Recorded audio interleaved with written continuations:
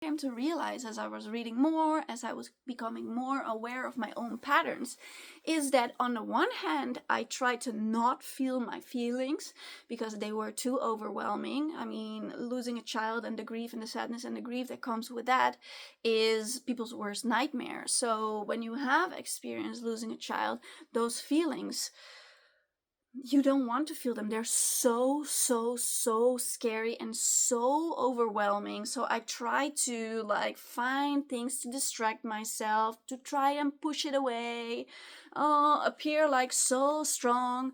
But on the other hand, everything in my environment was able to set off that grief, and I would become unconscious and it would take me over like a wave crashing all over me with this intense pain.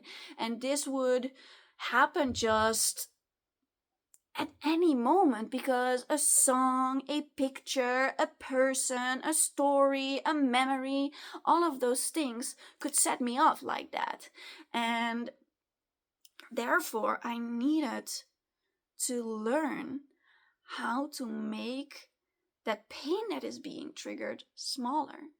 And since I learned about somatics and that energy stays stuck in the body, because sometimes something happens. It could be even with your with a sibling.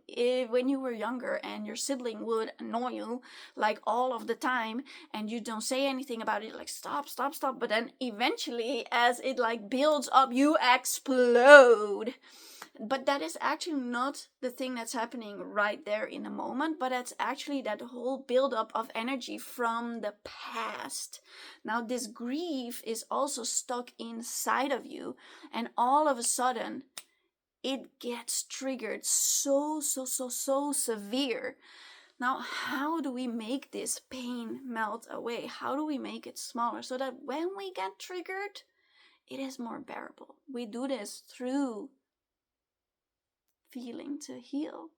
That is actually the way to heal, to just sit with the pain. And I know it is the most scary thing, but it is the most healing thing that you can do for yourself, to learn how to sit with it.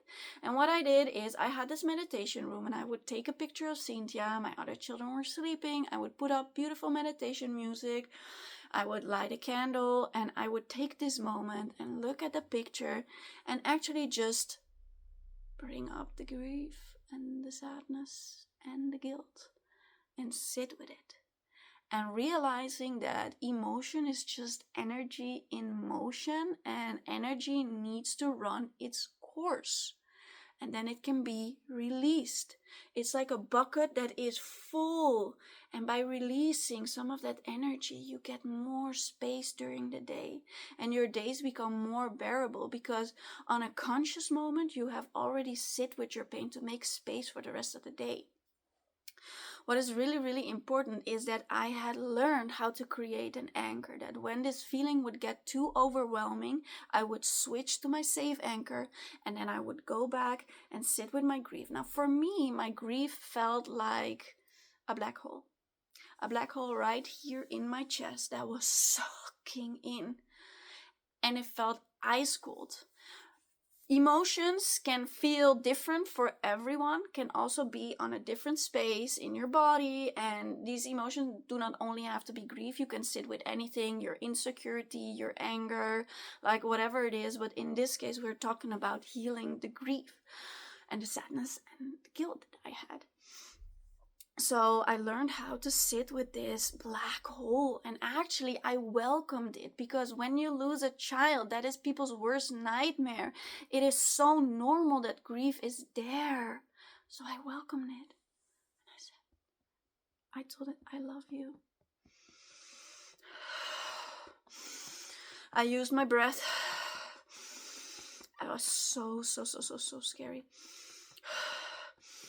And when it would get too overwhelming, I go to my safe anchor, and then I go back into it. And what I realized is that I learned how to become comfortable with this uncomfortable feeling. And it started to melt away. And after I had these sessions, I would take a shower, and all of a sudden I felt so alive. The water on my body, the breeze that came through the little window, it all felt so different after that. And I would not do this one time, but I would do this multiple times in a week. And I didn't have to do it for very long. I just started with a minute, a couple minutes, 10 minutes. I would just build it up.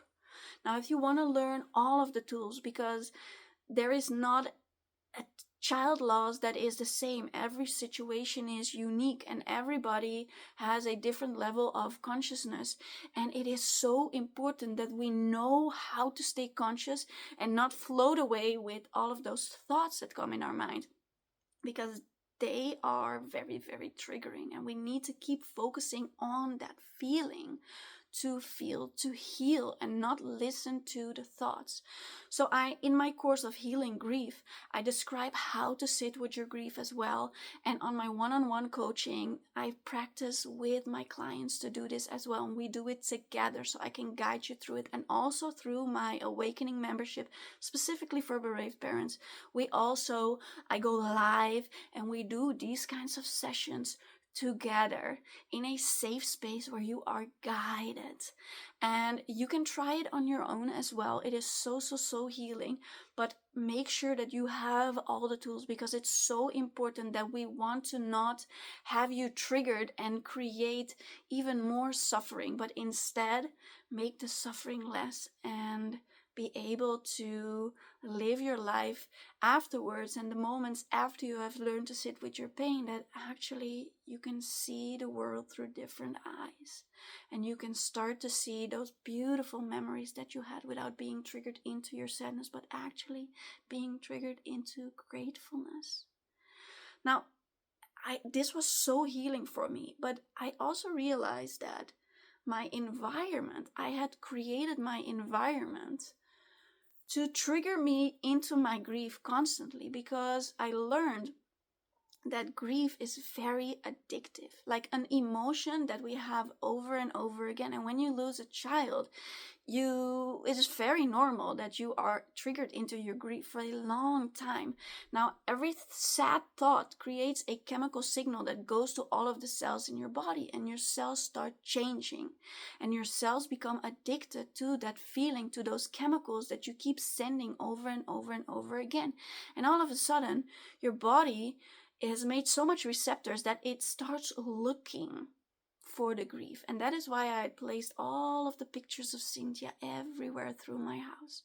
She was everywhere, so that my body could get those chemicals of grief through my environment over and over again, because it was craving it.